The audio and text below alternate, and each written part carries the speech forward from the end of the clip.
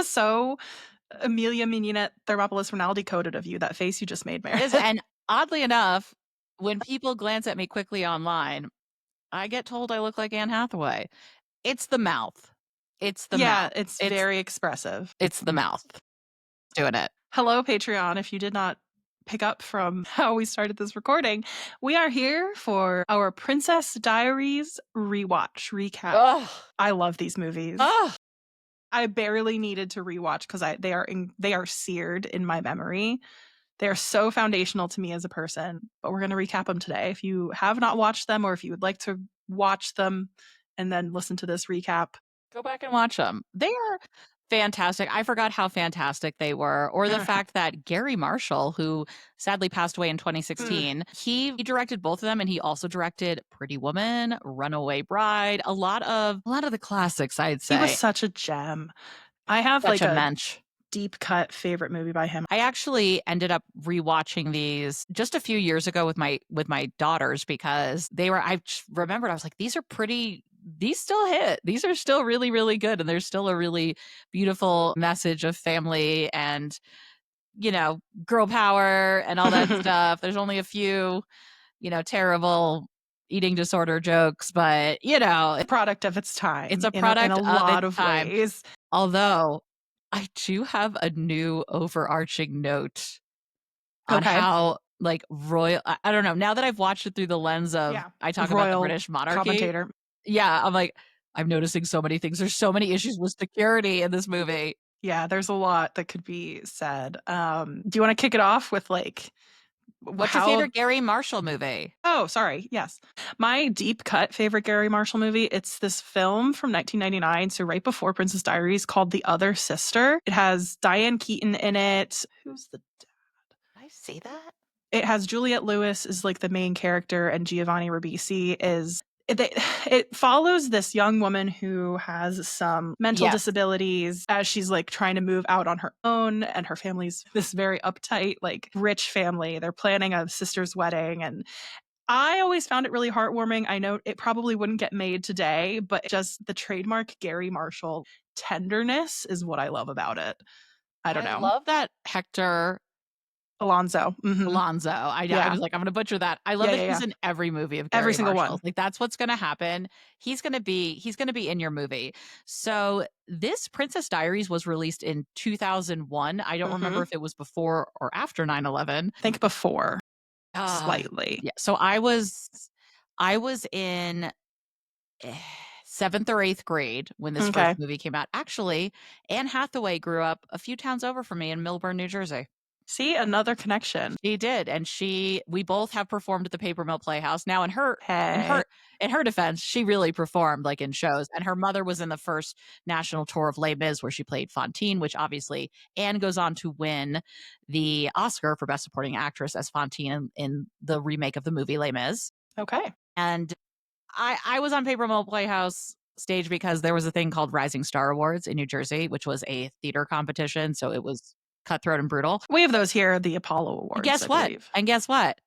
I was in Les Miserables my senior year. I was not Fantine. I was in the chorus, but we got to perform at the Paper Mill Playhouse for the awards. One of our songs, One More Day, because we were up for Best Musical of the Year. And I remember stepping on that stage saying, this will never happen again, so you better enjoy this moment. So that's my connection to Anne Hathaway. It's very faulty. Yeah. But this was Anne Hathaway's first movie role, I believe. think it was her first major role. And can you imagine you're starring against Julie Andrews? Like, maybe you've heard of her. Yeah, like maybe you're familiar. Mandy Moore was in this movie, and Mandy Moore was the big star. She was, really. She plays evil so well. She does it again and again. I love the movie Saved, which is another movie where she's kind of evil too. She plays evil really. Have you seen Saved? I have not.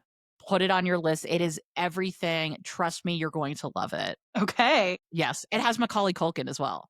Ooh, all right. And Susan Sarandon's daughter. You got to watch it. Okay, we're off topic, Meredith. Sorry. So it comes out in 2001, and when set in San Francisco too, which I wanted to say is a very like 90s, early 2000s setting for your movie. San Francisco. We had Full House in the 90s. It was just like this place. I don't know what it was, but San Francisco was in its main character era. I also realized how This movie comes out 2 years before What a Girl Wants with Amanda Bynes, I and love that in movie. many ways, it's a similar story, except Amanda Bynes and her artistic, creative mom, who's a singer, they live in above, like, a Chinese restaurant or something, or a Five Chinese. Floor Walk Up, notably. Yeah, yeah, in New York, and they also find out, you know, about their long lost parents or father and his background. Colin Really, Firth. I gotta talk about that too.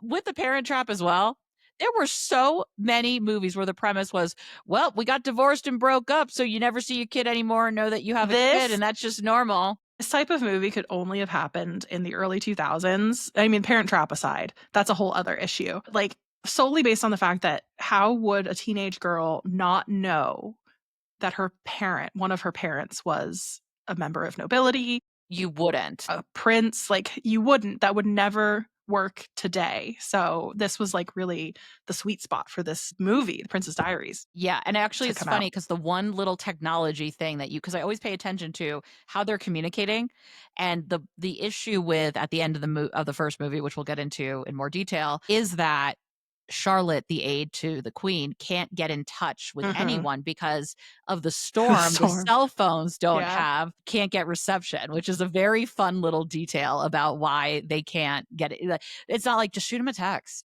Yeah. What do you mean? Like, WhatsApp them, there's no way to be completely off the grid and in the same city at the same time that has happened in this movie anymore. So which is we meet glorious. we meet at the beginning of this movie Grove High School student Mia Thermopolis, who is living with her single mother, artist mother, Helen. They live in a firehouse in San Francisco. Converted There's a firehouse. I there's had a questions pole. about the code here, about, man, Yeah. we could just really afford things differently back Yeah. then. I always wanted her bedroom. She has like the main bedroom, and then there's kind of this spiral staircase going up to Oh, like it a was little so cool. clubhouse. It was awesome. I always wanted something like that. We also meet Fat Louie, who is Mia's cat. Adorable. Always wanted a cat also. And I love this an movie. ancillary character too, and we get the next door neighbor, Mr. Robitussin. I don't Oh know my why they god. named him Mr. Mr. Robitussin. Robitussin. Yeah, for It's sure. so good. He's an aspiring writer. I'm very confused about their neighborhood They have a lot setup. of artsy types going on in this neighborhood, which is also questionable because Mia apparently goes to like an elite private high school. There Apparently her are grandmother uniforms. pays for Sure. it. But then my question is, how does she not know that her grandmother is the queen of a small European kingdom? There's a lot of things that I don't understand here. Listen, we had dial-up AOL. She could have between AIMing people. Like, why would you not be interested to like Google your Like, why grandmother is once my Google grandmother is, so rich? yeah, And then, yeah, we see her go to school, and she's this shy, awkward outcast with an outspoken bestie named Lily, who has come under braces, fire because God, she glasses. sucks. Yeah, Lily. We'll God, talk about fucking Lily. Lily. So they're in debate class, and she's supposed to be giving her speech, which of course she cannot possibly give in front of everyone. And that is something to remember later because there is These going to be a kids are big also speech. mean. I wrote, you can't bully kids like this anymore. No. Like, even in a movie, you No. can't bully kids like this anymore. It's Even rough. so, we got Mandy Moore being the classic bully. We have Josh Bryant, who I don't know who that actor was. And Oh, I looked him up because I remembered him being in other things. What's funny is he kind of plays a bully in everything. He's also done some voice work, and he's like the bully. well, He's got typecasting. good bully face. This first brush with public speaking goes terribly wrong. She runs out.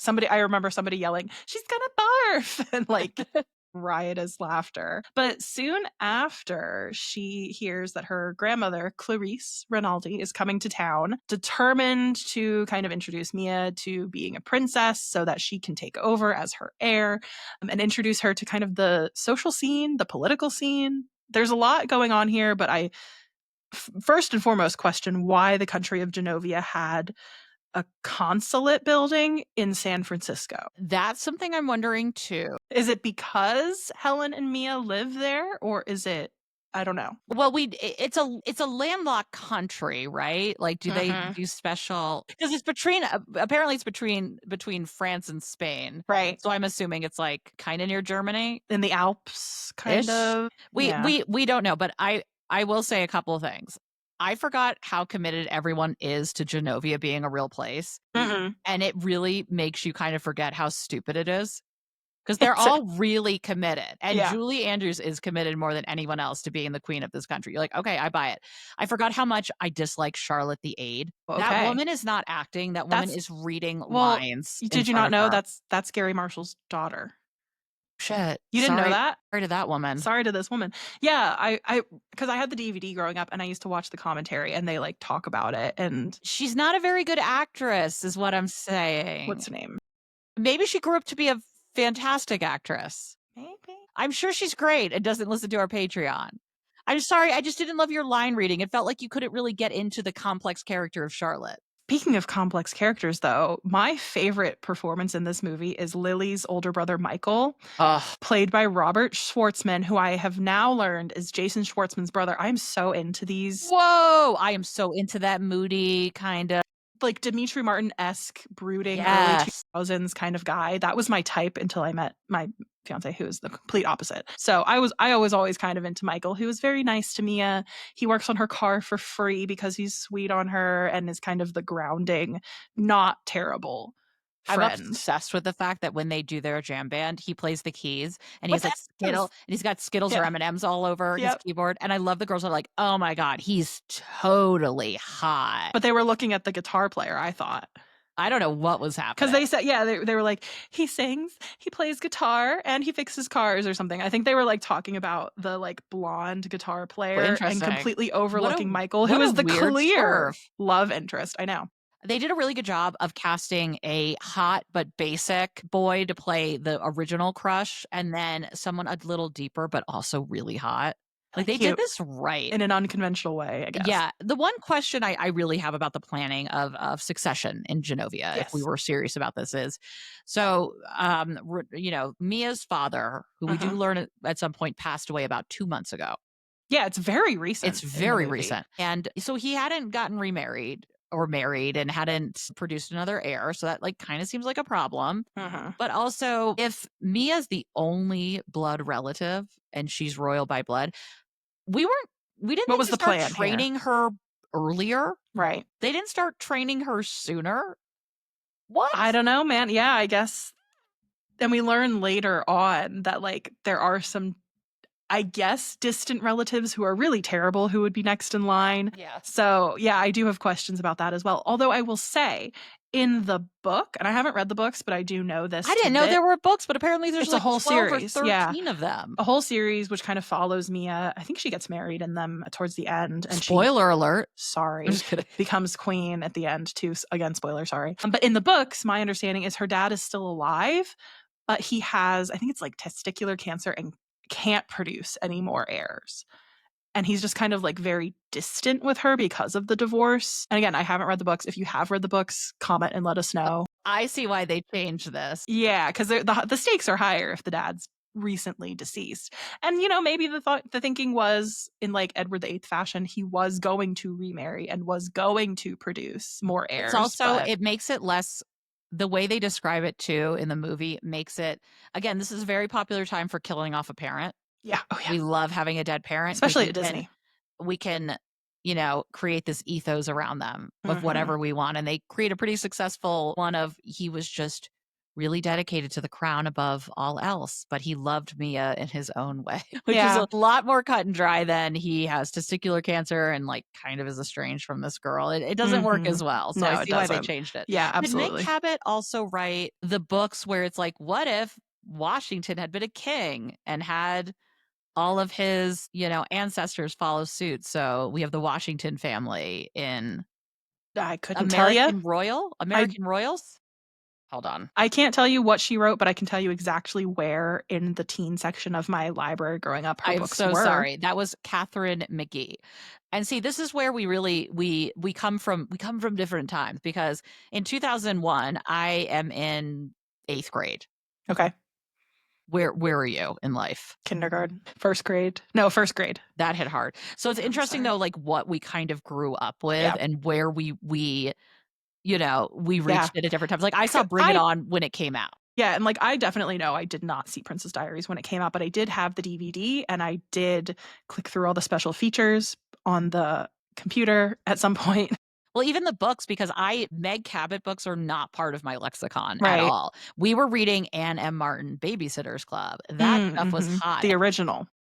And then she came out with this spinoff of Dawn in California, which was a little racier, and that was really big. Okay. Oh, yeah. Yeah, I was reading Nancy Drew, and then there Yep. were like spin-off new generation Nancy Drew, so I was into that. I was reading Harry Potter, of course, the Royal Diaries books, so not the Princess Diaries, but those books, they have like a gold spine, and they were pretend diaries written by different female royals over the centuries. Cool. I now, as an adult, have collected all of them. Of course It's you my have. pride and joy. I love that. I loved the Anastasia one. There was an Elizabeth I I one, which wanna probably read tells these. they're so good. You should They look at your sound library. good. They were really good because they were written first person, like actual diary entries, like the Dear America books. They were Yeah. the same publisher, but this was the Royal series. I was reading those rather than a contemporary royal fiction book. So that's our entry point, I guess. That is so fun. Yeah, and I think, again, Anne Hathaway, I think she's 40 or 41. She's only a couple years old. She was still pretty young She when was she filmed maybe this 9. movie. I mean, she's supposed to be 15 in the movie. I have to imagine she's maybe, well, let's see. If I'm 13 at that point, she's got to be like 18 maybe, when 19, So something she was like that. born in 1982. Okay. Oh, 19. yeah. Yep. Wow. Yeah, good for her. Yeah, you go, girl. And So it's aged so wonderfully, where, like, oh with gosh. some movies, it's like the childhood movie that they don't want anyone to see because, oh my god, it's so embarrassing, but this has just grown in fandom, and it's just aged so beautifully, and she was so good then. Yeah. What a beautiful it was such a kickoff. gem. It was rated G too, which like you could not get today. I feel like the second one was probably not rated G, It would but be hard to get a G rating on the first one, although now I think that it's the second Indiana Jones movie is rated PG, and you watch that and you're like, that's why oh they my started gosh. changing ratings, because Yeah. that movie's wild. Yeah. We have one joke that would not pass bluster today, which I did not You understand didn't clock it at the time. at the time. It's when Lana and her friends make a bulimic convention joke about Mhm. her vomiting. I was like, yeah, couldn't do that today. Nope. Couldn't do that. Absolutely not. But so that's what Mia's dealing with kind of in her life. And then her grandma shows up, invites her for tea, and tells her, "You're a princess." Shut up. I beg your pardon. I just love every time that happens, like somebody has to rush in and explain, in America, shut up does not always mean shut up. It She's can like, oh, okay. gee whiz, holy moly. I'm just like, those are the examples you pulled out. I love Okay. it. They're Yeah. like, what G way can we? Yeah, right. G-rated way can Shut we? up. Shut up. And what ends up happening, though, with her is that she does agree to do these royal lessons, even though Yeah, she's very princess lessons. reluctant about princess lessons. She says, you know what? I'll do it. I will see how it goes, and then we'll Well, kind of doesn't determine her things. mom, like, I was always surprised that her mom was the one that was like, you should just do it. Like, you can tell her she's not going to like get a final answer out of you until what is it, the Genovian Independence Day ball. Yeah, But she doesn't say that, and then she's like, "It's the Genovian Independence Day ball," it's because like, how Clarice dare you, comes over to Mama? the house, and she's like, "Okay." Not just a party. It's more than that, but yeah, but it's interesting too, because this is one of those things where it's like, "Hey, mom, you think you should have told me at some point that Right. I'm a princess?" It is a And good movie to watch with your mom Yeah. or your daughters, I guess. And her mom said, I was just trying to protect you. I thought I was doing what's right." I just want to talk to some of these parents doing what's right, because Parent Trap parents, the Well, real yeah. enemies of that movie. And Helen, the mom in Princess Diaries, she does kind of talk about she fell in love with Philippe, the father, but she really bristled at the royal expectations. And I remember her saying, like, you expect me to walk 2 steps behind someone for the rest of my life? Like, that would have not worked for me. And from that angle, yeah, it makes sense. But think Could about we your have found daughter. a middle ground? Yeah, right. But You of know, course, it's a movie. We gotta. we have to, because this is how it works. And this line, I kind of see in a different light now that I am older and a parent, but Mia decides she's going to keep this a secret. And she's just going to be visiting her grandmother. We're not going to talk about it. And Lily, her best friend, is miffed because she's got, Greenpeace, and she's got stuff that she wants to do with her life. And she brings up, Mia says, it was my dad.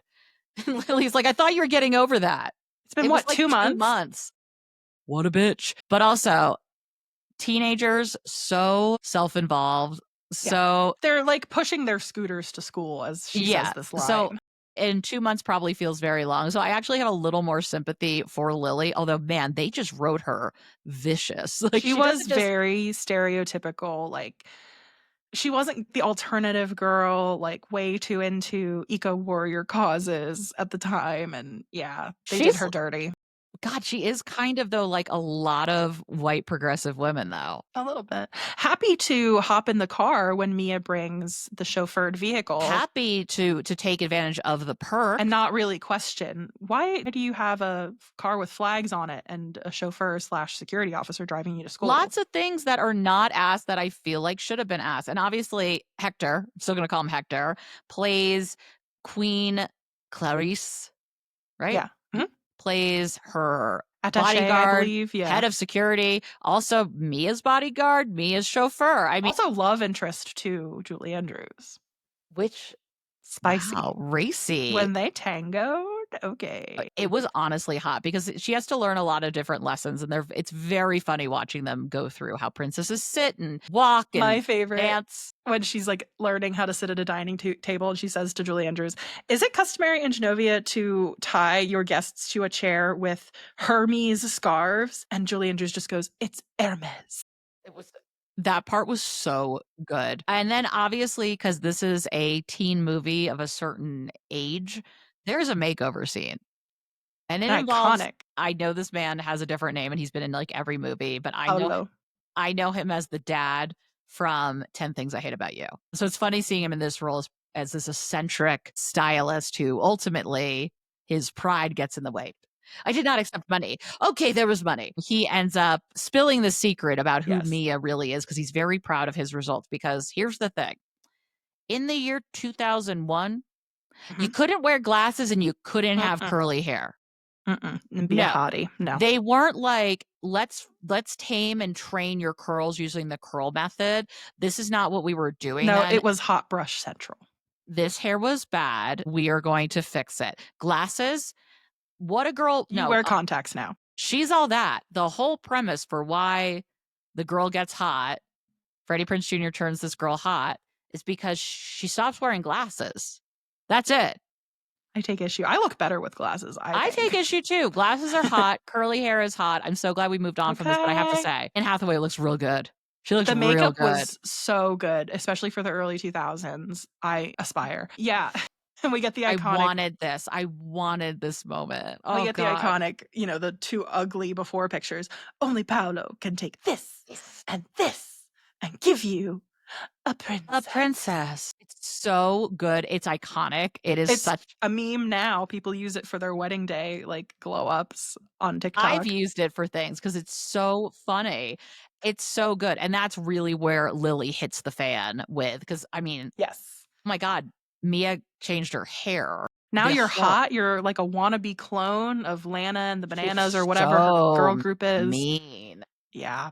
And so this sparks Mia. She's wearing her hat to hide her hot, sexy locks now, her hair being straight. And Lily's like, like, tell me what's going on. So Mia tells her the truth. And Lily instantly changes her tune. She's like, God, I'm sorry. Yeah. I'm such a bitch to you. And then instantly it's also, will you come on my cable show? Okay. Listen, Lily is a podcaster now. She's always working the angles. And she does make a really good point. Do you know how hard it was for me to keep a secret with a cable news show? It's true. And to her credit, she does. She does, because keep Mia's secret. She doesn't even tell her brother. Instantly things just fall off the rails because Apollo outs Mia. She gets, one day she gets to school and she's like, who are you waiting for? And it's like, it's you that we're waiting for. Suddenly Lana's her best friend and hot guy Josh, is kind of doing the moves cozying on her. Up to her. Yeah, which is like her dream. Sandra Oh, in the minor role of her career, I would say, swoops in. She's the principal of this school or assistant principal or something. Takes Mia to her office. The queen is here. I also loved the gym teacher in this movie who is really great. Protective of Mia. She they whisk her away to the office. And Principal Sandra Oh gets a call. You just did it. Do you want to do it again? Okay. She goes, yep. Hello? Yep. The queen is coming. And then she comes in, and my favorite part is Sandra's bringing in the I'm sorry we didn't have fine. I'm sorry. And then she goes, here's yours. And she just throws a plastic styrofoam cup to Helen. It is so good. It's such a good bit part. Yeah. Oh my God. It was so amazing. So Mia's outed. And then we get we don't keep I guess Palm Pilots on us or date books because everyone's asking her to do things on the same night, and it's a Saturday night where she's supposed to be on Lily's show. I think she's supposed to be going on a not date with Uh-uh. Michael, Uh-huh. and then she gets invited to the big beach party that the school is having and By by Josh. Josh. And what does she want from Josh? What does she think's going to happen that night? She tells her mom, which I love this mother-daughter relationship, she's thinking maybe she'll get her first kiss, and if she does, she just hopes her foot pops. And her mom makes fun of her for that, which is very, very. I hope you get your first real foot-popping kiss. And then they must have contractually said, Mandy Moore, you can't be in this movie unless you sing. Unless you sing. Because this There's a happens little in A Walk to musical Remember. number. She sings. And Yep. so she's got Stupid Cupid. Which is like a song. It's like an Jumping on oldies me. hit. It's that really fun. she revamped. Yeah. Really fun. What's funny is they don't even pretend to have the girls singing. Like there's background lyric, there's background backing vocals, but like the girls they're not even singing. Lana, Fana, and Fontana or something like that. And then at some point, Joe is like, this girl, Lana, banana, banana, whatever. Whatever. Because this is where everything goes wrong. Not only does she ditch Michael, she ditches She's on a boat Lily, with Josh, who has to do her cable news show, which Clarice is watching. I love that for her.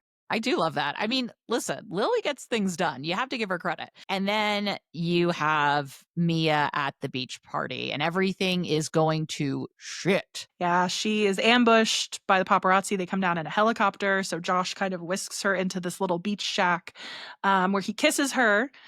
First, he's like, I think a foot rub would be really good right now. It would be really great right now, foot rub. And Mia's like, oh, amazing. Thank you. And he's like, oh, actually. He sticks his foot in her lap. But yeah, so he kisses her. Her foot gets tangled in the net, so it's like not a foot popping moment.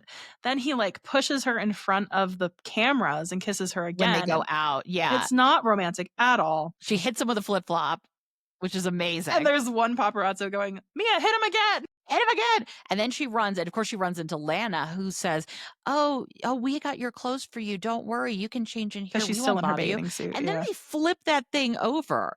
She's wearing a towel. That is effed. That could have been a crime, that honestly. Could have been a crime. And so she is obviously absolutely destroyed. Not only has she had this horrible moment where she realizes the popular kids were just using her because she's a princess, but she's also, Michael's mad with her. Lily's mad at her. Lily mad at her. Everybody And she's on the front pages in her towel and being kissed by Josh, which Clarice is like really mad at her for. She's saying like a picture's worth 1,000 words and you have 2 pictures. I feel like I've used that before in commentary. It was really good. And then afterwards, Hector tries to, level with her and explain what happened. And, he said, I think you were harsh as a grandmother. Yeah. I said, oh, that was sweet. So there is this big, what is Mia going to do? Is she going to accept this position or not? And she decides, you know what, doesn't matter. I'm not going to be a princess. And Lily's like, but wait, why? You have this platform. Yeah. What are you doing? Yeah. And hold on. I do like that it's Lily who she reconciles with first. Yes, me too. And she kind of slaps some sense into her and is like, you could really do something with this. So Mia's still kind of considering what she's going to do, but she starts to stand up for herself. She cones Lana. Lana got coned. This is great. Also, I said her hands are really rubbing around on Mandy Moore's chest. That also could have been a crime. Yeah. But it was great because she coned her and said, you're always going to be miserable and that's your fate. Like, I can grow out of what's wrong with me, but you will always be miserable. And then she delivers a pizza to Michael with Skittles. But you're forgetting. M&Ms. Oh, sorry. You're forgetting when she slams Josh in the face with a softball during gym class. Yeah, no, not in the face, in the crotch. In the crotch, yes. It's even better. Even better. And the gym teacher is just like, yeah, go, Mia. Yeah, everyone hates the popular kids. The real turn. She does send a pizza to Michael saying, I'm sorry, written in Skittles or M&Ms. I think it's M&Ms. So that was their whole little, little callback, little joke there. And then she's, kind of deciding, I'm not even going to show, I can't even do this. I can't show up. And then a letter falls out. So a letter that was of her little journal. From her journal. She's packing to run away. Yeah, she's going to run away. Yeah, fully. So she, picks up a letter from her father, and in it he has this little quote that she like mouths along with the voiceover, and it's courage is not the absence of fear, only the understanding that something else is more important, something like that. It's something like that. This is something that builds her up. This is where I had a weird thing, because it's like, oh man, Of course, a movie Dead about a parent wisdom. monarchy is gonna be pushing pro-monarchy sentiments, but I said, "Wow, this is really it's the crown above all else," You and gotta step Mia up. uses and accepts her dad's justification for abandoning her for the crown because there is more, it's bigger than A bigger, her. higher calling. Sure. I kinda think that's a cop out for him, and Picked up on it as like a pro monarchy like piece of propaganda as much as it was okay, it's a coming of age movie from fair. Disney in the turn of the 20th century into the 21st, and it's sort of about her.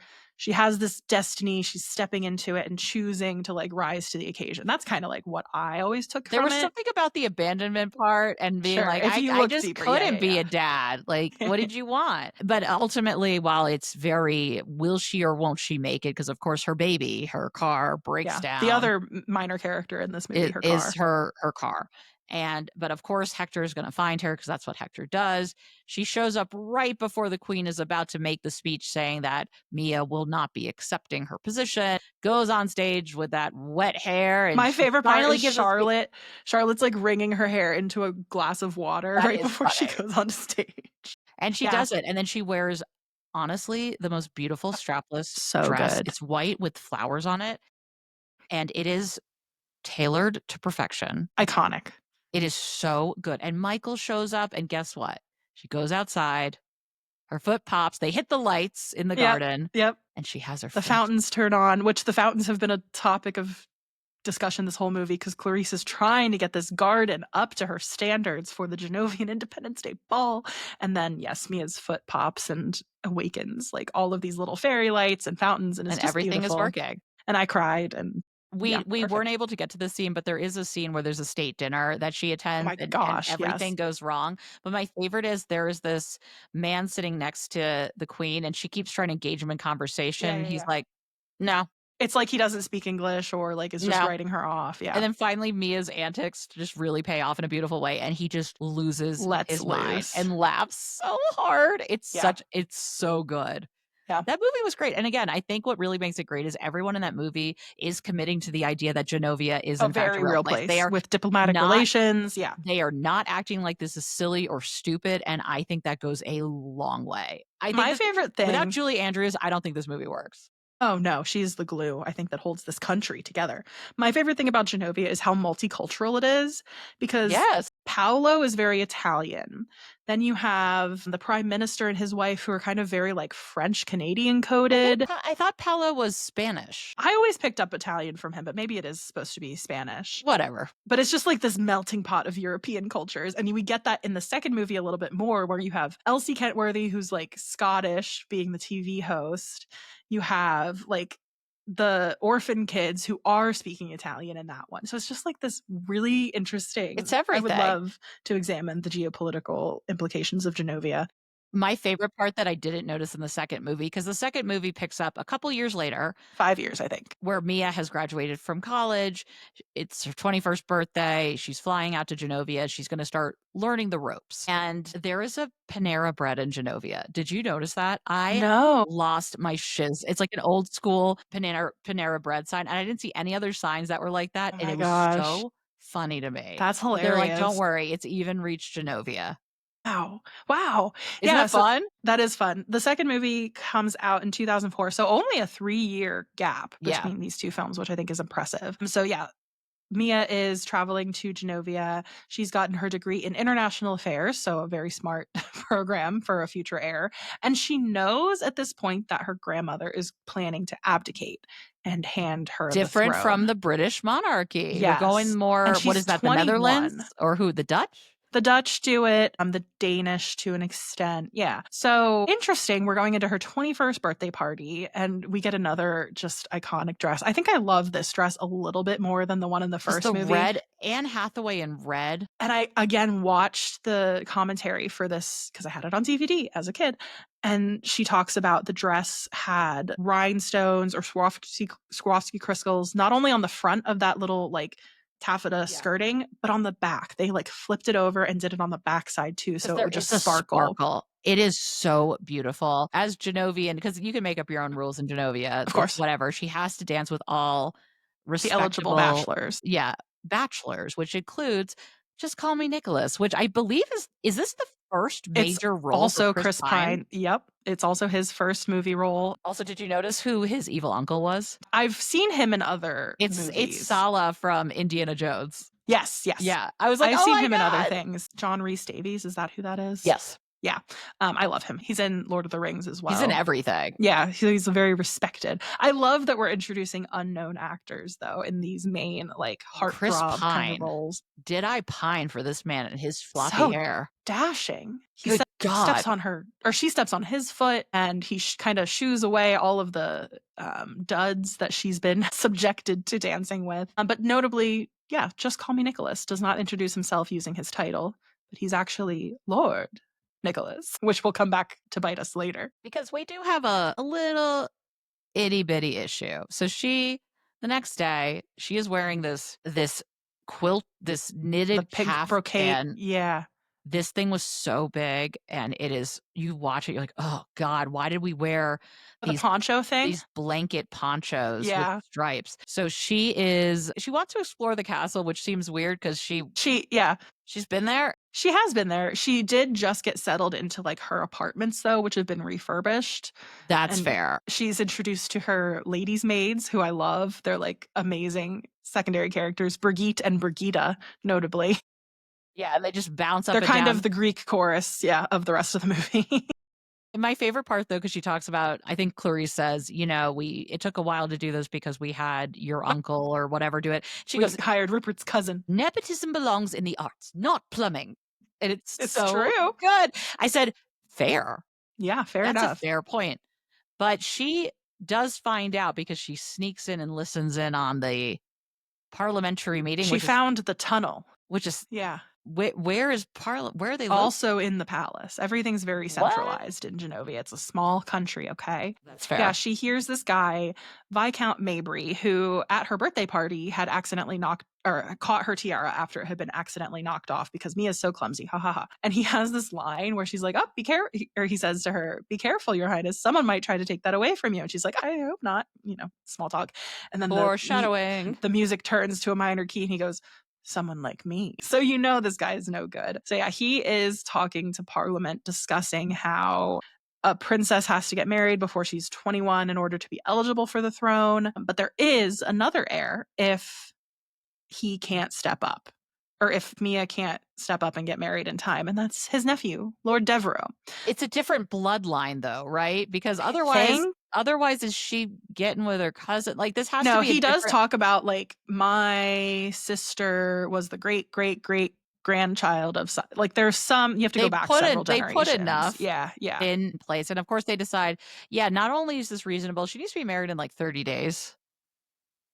Holy. I want to know who this guy is. There's like this old dude who's kind of a running joke of Parliament. Yeah, He's it's always just- falling asleep, but he seems to be very like he holds a lot of weight because he's the one they're squabbling like, "Oh, we could give her 60 days, give her a year." And he goes, "30 days." And that's it, I guess. It's not really clear why marrying, for instance, It's a in the minor Constitution. British royal is going to help Genovia or help her It's rule. just But sure, because now we got to find a man. And thank 30 God days. we have someone here to help us, and that's Lily. She shows up. burst out of Mia's closet. Oh, I loved this closet growing up. Can I tell you, when I loved watched this movie, Meredith, it kicked off this weird hobby that I had in middle school and high school of I would take a pad of grid paper and I would draw like dimensions on a couple different pages, and that would be like the first floor, the second floor, the third floor Oh my God. of my palace. And I would draw the floor plan to this place, and eventually in order to support this hobby, I wrote like a little self-insert like story where I was the Princess Diaries princess. Oh my God, I love this. This is so on brand. I'm sure there's somewhere. I used to design That is so cute. my princess bedroom because I was in middle school. 2004, I was in 4th grade. So when I was watching this, I probably was in like 6th. I used to design like the outfits I would wear. And I remember there was this one that I just loved. It was like I drew it in seafoam green, and it was just like this one-shouldered cape dress. And I just always wanted that to be real. So any dress designers listening, help me make it fulfill my happen. fantasy. Okay.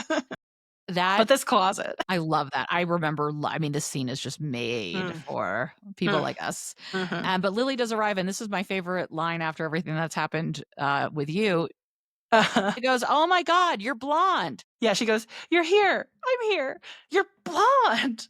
Blonde." That's me. Is Lily really blonde, or does she just get had low blonde lights? highlights. Low lights. Oh my God. Well, because she did have like dark hair. It was like black with the blonde low lights. She had like blonde tips, maybe? Yeah. I was just wondering, as a person who could be considered blonde, but not really. I always remember, I thought of of that when I got it done. Me too.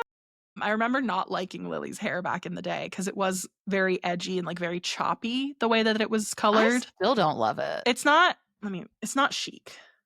Lily Moscovitz. They really do her dirty. Yeah, it is kind of just the tips. I don't know. It's okay. She's funnier though in this movie, and she's much more supportive. She's really matured. She's here to help. She's been at graduate school at Berkeley, which she calls Berserkly. Which she calls Berserkly. Yeah, so she sits down with Mia. They have a little theater set up to swipe through slides of all of the eligible bachelors. Joe is there to help. They have popcorn that tastes like pears, Genovian specialty. And they swipe past a few candidates, including Prince William. And Mia says, yes, immediately yes. And Joe is like, if he's not eligible, because he's not, Charlotte, I think, is there too. And she says, he's not eligible. He's in line for his own crown. And Joe's like, then why is he included? And Charlotte, a grown woman, says, I just love to look at him. And then Queen Clarice says, me too. That was weird. Also, you missed out on an opportunity to marry Mia to Harry. Just give him a couple years. It would have been fine. Think about what that would have solved. I'm just kidding. No, but this very real country of Genovia. We land on Andrew Jacobi, Duke of Kenilworth. And this man is he's so fine swimmer. Wow. Like, does he play the French horn or something? He plays an instrument. He's in the Royal Air Force or something. Like, this man has... I'm like, when did you have time to be an Olympic swimmer too? He's very Prince Philip coded, I would say. Yes. I Photography. would agree. He loves travel. Yeah, he's very just like buttoned up. He's fine. Oh, he's fine. He cuts a fine figure. Oh, okay. I didn't realize you were that.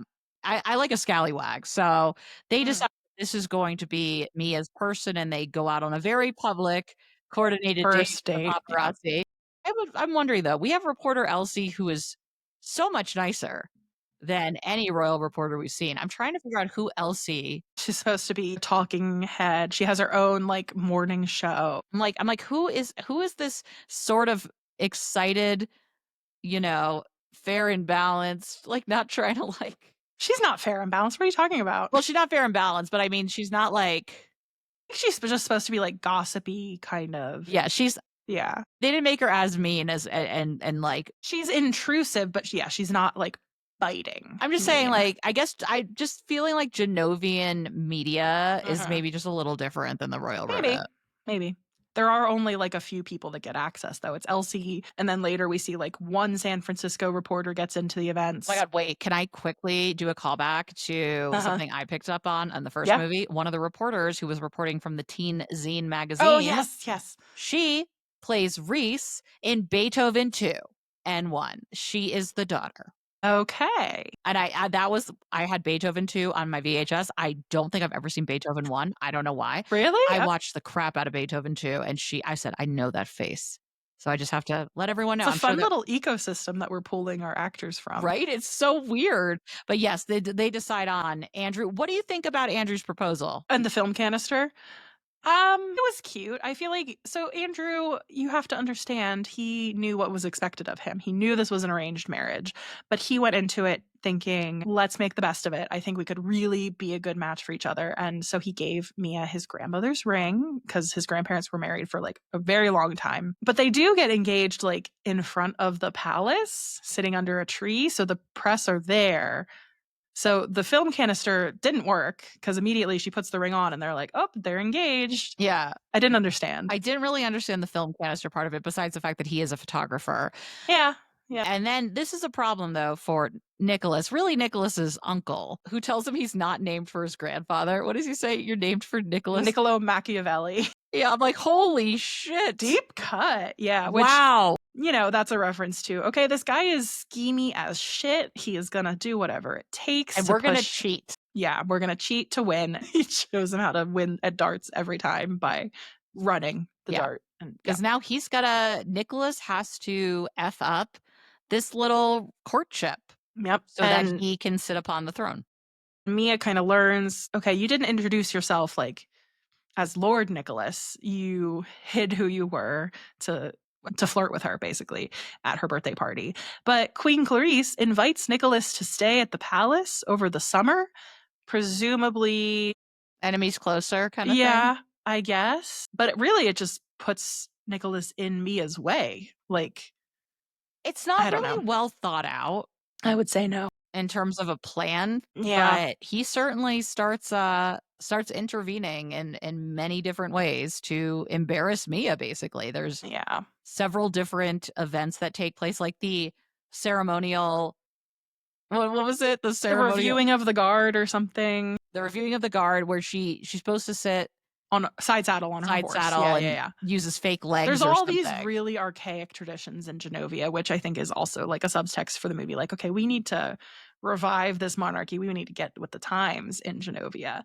But yeah, Nicholas's uncle spooks her horse with a fake snake, and she's wearing this wooden leg so she can get away with sitting astride the horse, but it still looks like she's sitting side saddle. And in the kerfuffle, Joe like accidentally pulls off the wooden leg, and it's just super embarrassing. So she runs to the stables. Nicholas shows up and tries to comfort her, but she's just like, no, like, get away from me, you creep. And Hector Alonso gives the coldest line to Nicholas's uncle in this moment, where he like tells him, like, if you hurt my girl, like, I will hunt you down, basically. And he says, I have diplomatic immunity in like 72 countries or something like that.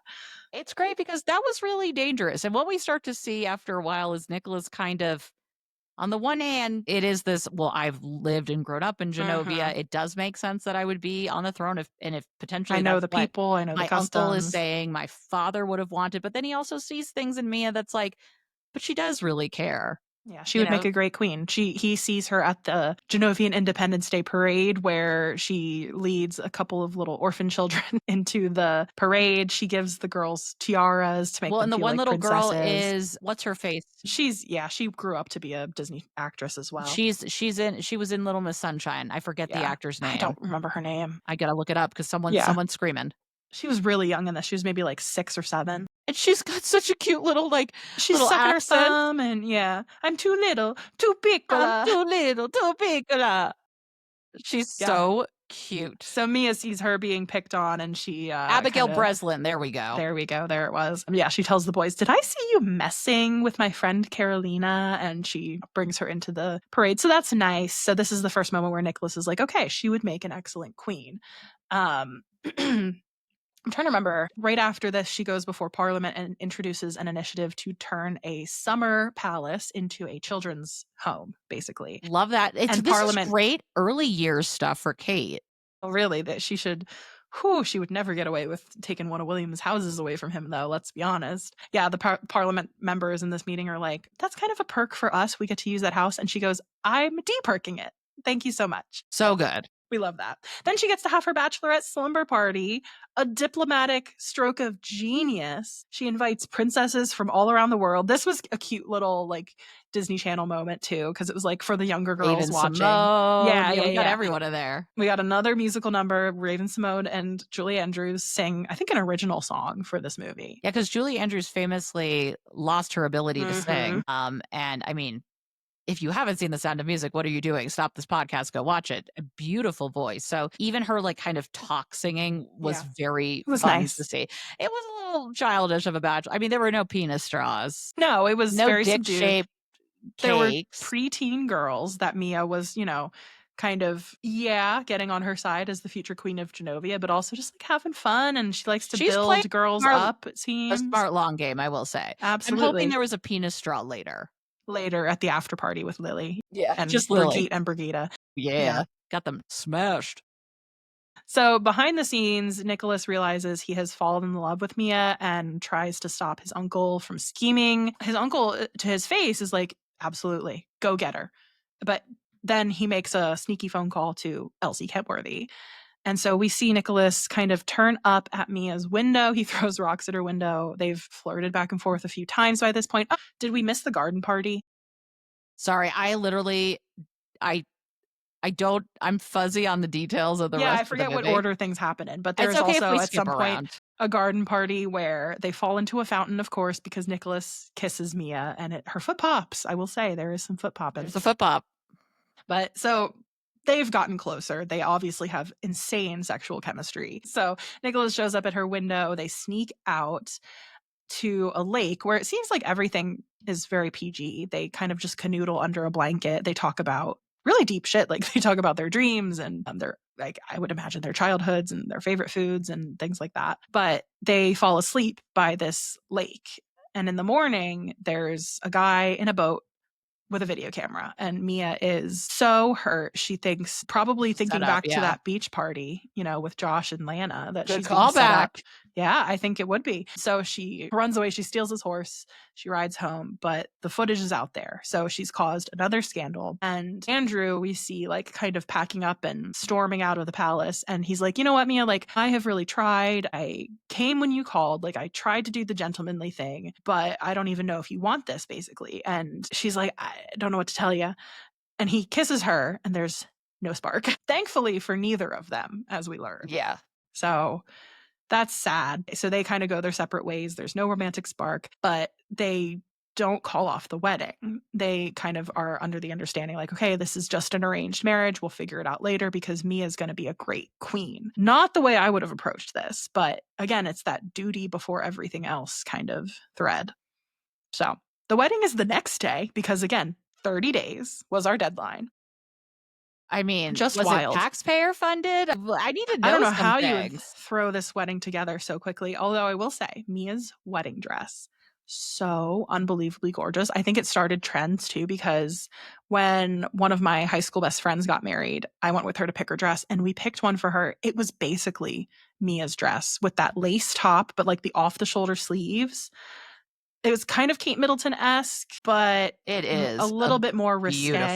Beautiful And dress. she has this beautiful veil. Oh my God, I'm obsessed. I mean, listen, if she did get married, spoiler alert, she didn't. Great outfit. Yeah. I wouldn't have gotten such a good dress for the occasion. I would have worn like, I don't know, don't waste it on this. It's so wedding. timeless too. And it's like, yes, very princessy, but like, I don't know, there's something about it that like works no matter when you're watching this movie. Yeah, it's fantastic. So before the wedding, Nicholas is at home with his uncle, who, of course, he's a member of the court. Even though he is scheming against Mia, he's going to attend. And Nicholas says, you know what, I'm not going to go. But then his uncle's housekeeper, iconic woman. Yes. This poor woman having to put up with this man. She's had enough. And she tells Nicholas, your uncle caused this scandal. He called Elsie Kenworthy and told her where you were going to be. Nicholas decides, I got to get to the wedding. We have this iconic sequence where he takes his grandfather's giant bicycle with the huge front wheel. So good. And there's this random guy working a field in rural Genovia countryside, and he goes, you'll never believe this. Nicholas Devereaux is riding towards me on a bicycle. And he comes and gets this guy's horse and he rides to the wedding. It's so good. Mia's freaking out because she knows she doesn't love Andrew, but she's like really mad at Nicholas still. And then Joe gets on the little intercom thing, what's the word, earpiece, tells her that Nicholas did not set her up. And she's just like, when Joe comes in, like he is listen, he is still like love and family above all else. And at this point it's so sweet too, because Joe, he has kind of been rejected by Queen Clarice. They've had their moments over the years. They're clearly in love, but she has turned him down when he's proposed to her because she says, I have to be there for my granddaughter. Like she's about to get married. She's about to be queen. And Joe says, okay, then I retire. So he's about to retire, which would be an absolute disaster for this household. Oh my gosh. Sorry. I just have to tell you, the housekeeper, Gary Marshall just brings everyone in. The housekeeper was in Runaway Bride. Okay. I forget who she is in it, but yes, she was in. She's so cute. I love her. I know she's from something. Yeah, Joe, though, she hates that man. I mean, this is kind of a scandal, though, trying to get with the person you protect. Queen. And it's weird, too, because it's like, I'm not going to be your protection after this. Don't they still have royal security? It seems weird that they wouldn't just allow. I think he was nearing retirement age. Okay. And there's like an intern that they're training throughout this movie who's Not does not get great. it. No, he's a Nepo baby too. So like there is a whole security team that we are introduced to. So he's going to hand it off to somebody else. Yeah. So Mia is like, well, this sucks. Thanks for telling me though. And she starts walking down the aisle by herself. Nobody decided, which I think is also like a feminist statement. But so she walks down the aisle about halfway until she's like, I'm going to need a second. Turns around, runs out of the church. Her grandmother comes up to her, Julie Andrews, says, like, it's okay. You don't have to go through with this. Like, I understand. We'll figure it out. Because she has just given up the love of her life, Joe, because she couldn't follow her heart. So it's just like a nice little grandmother, granddaughter moment. Implications for the monarchy of Genovia aside. So Mia walks back into this church and she points out to everyone. She gets up on the little lectern and takes the mic and she says, listen, my grandmother is a badass. Julie Andrews has ruled this country for however many years without a husband. And so she talks directly to the members of parliament who are all at this wedding and tells them, would you ask your daughters, your granddaughters, to do the thing you're asking me to do? And it's like a really great, very touching little proto-feminist speech. She's gotten better. She's gotten better at public speaking. Yes, definitely. So that goes over very well. But then Nicholas's uncle stands up and he's like, I don't know. The law is the law. So here's my nephew who is going to be king now, I guess. Nicholas appears. He's finally made it to this wedding and he says, no, I will not. I refuse to be king. There's turmoil in this church. And I love this horrible couple who like are very snobby. They were in the first movie, the Van Trokens. And someone from Parliament goes, well, who's next in line? The Van Trokens. And they stand up and they go, we accept. And they're like, sit down. It's just funny, like little, I don't know. You can only get that in a movie about monarchy, you know, that kind of character building. It's so, so good. And what a moment, too, for a man to be like, no, I shouldn't be king. Yeah. Ooh, let me step aside. And she's the rightful queen. He and got you hotter. all know it. He got hotter. Did in that moment. This is what made Chris Pine an international star. So yeah, there's an impromptu motion made to Parliament, who I guess are all here. We've formed a quorum, I assume. The Prime Minister is like, girl, make a motion. And so she makes her own motion, which I don't know if you can do as an heir to the throne. I think there are no rules. The rules are there are no rules. She proposes that the law on marriage be abolished, and surprise, surprise, that very sleepy old guy like seconds her motion. He's like, sure. Yeah, this is great. I love change, which was very cute. And so she changes the law and yay. Woohoo. But at the last second, she says, all right, this is my happy ending. Grandma, let's get you your happy wedding or happy ending. Can you imagine how this would have been covered in the press? Oh my if it God. really, can you imagine? I don't even know if it's allowed.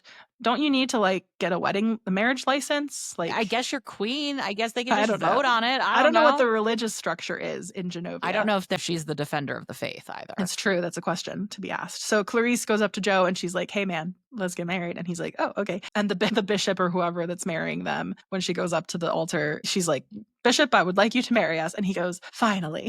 It's just like super cute. So 1 week later, the timeline of this movie. It moves really fast. 1 week after her wedding falls apart, Mia is getting ready for her coronation. Crazy timeline. She's in this throne room, which has also been the ballroom, which has also been where her bachelorette party took place in this movie. Listen, there were limited sets for this movie. But it has those 2 staircases going down either side. And Nicholas comes up. He declares his love. They have a foot pop and kiss. And the very next day, in a very emotional scene, which I think I cry at every time, because nothing gets this Catholic girl like some very like pomp and circumstancy music and emotionally charged speeches. Yes.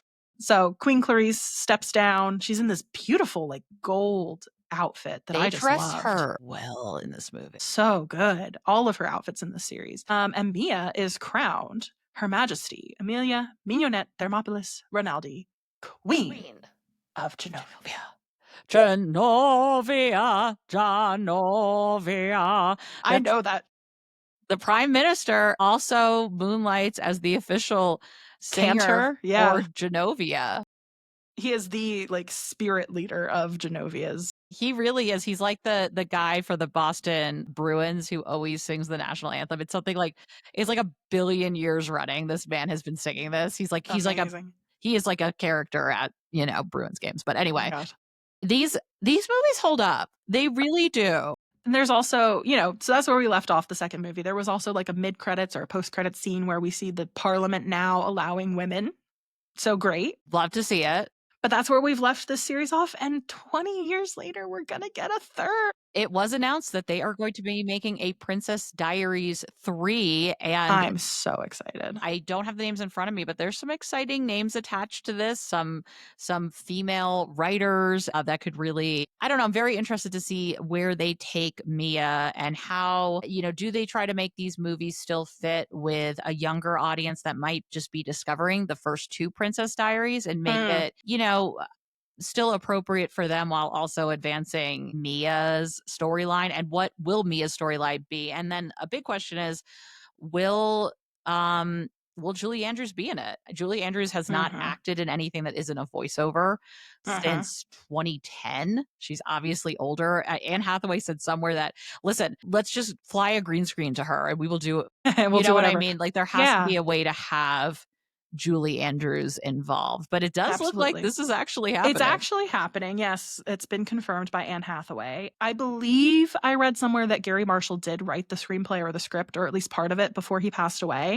Interesting. I'm not entirely sure. The reporting is a little fuzzy, but we do have a director. It is Adele Lim, who wrote the scripts for Disney's 2021 Raya and the Last Dragon. But the one I'm excited about that she wrote is Crazy Rich Asians. Yes. Okay. That's who I'm talking about. My favorite airplane movie. It's a great airplane movie.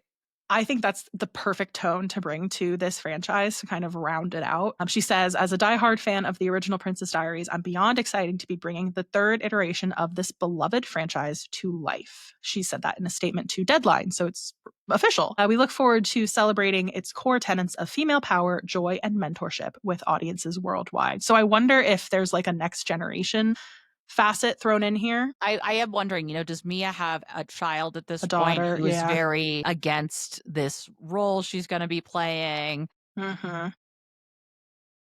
What else? I mean, Lily, we got to have a lesbian couple, like someone. We have a lot of call outs to gay rights. The second one where Hector says, yeah, his boyfriend thinks he's cute too, when they're looking at all the, they're like, right on.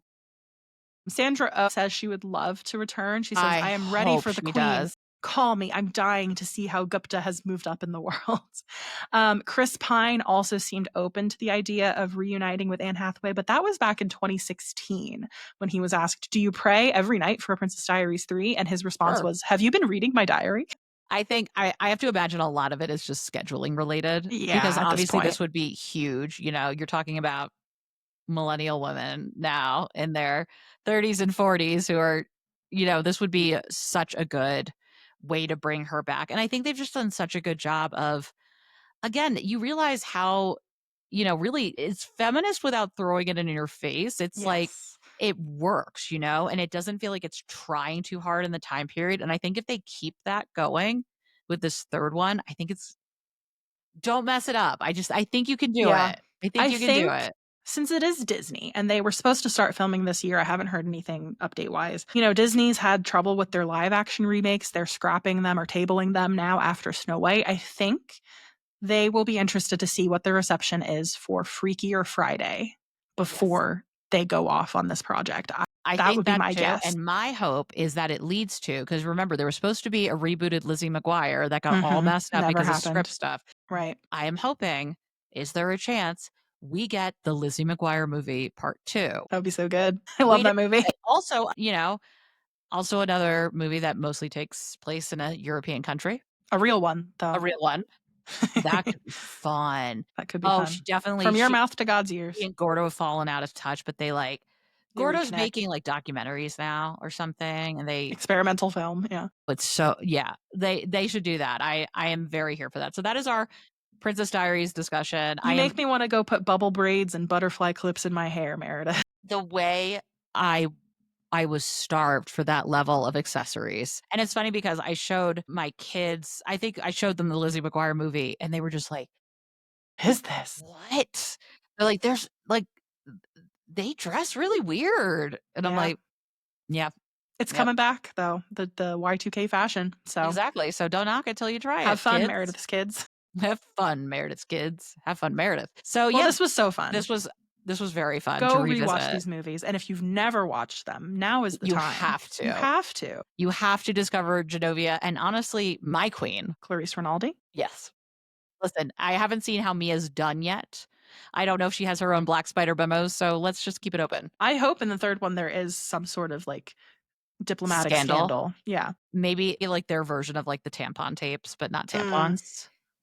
Mm-hmm. It has to do with pears. Like she says something inappropriate about she has some derogatory comments about pears. Because the official fruit of Genovia. The price of pears plummets. She's accused of supporting a Mexican cartel because of avocados or something. Yeah, maybe. We'll just make a whole alternate universe. The Meghan Markle jokes that will be in this movie, though.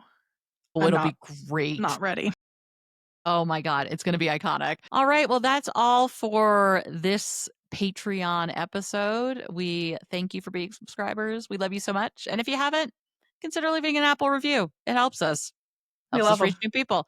Sometimes we read them on the podcast. That's all. That's all I got. We've been recording for like 3.5 hours today. That's all I got. I know. I'm like, okay. I can't even think. All right. I have to go get my tiara on and my ball gown to, go do very important diplomatic things like shooting a pear through the flaming rings or whatever Mia had to do. Yeah, absolutely. You go get on that side saddle. Get on that.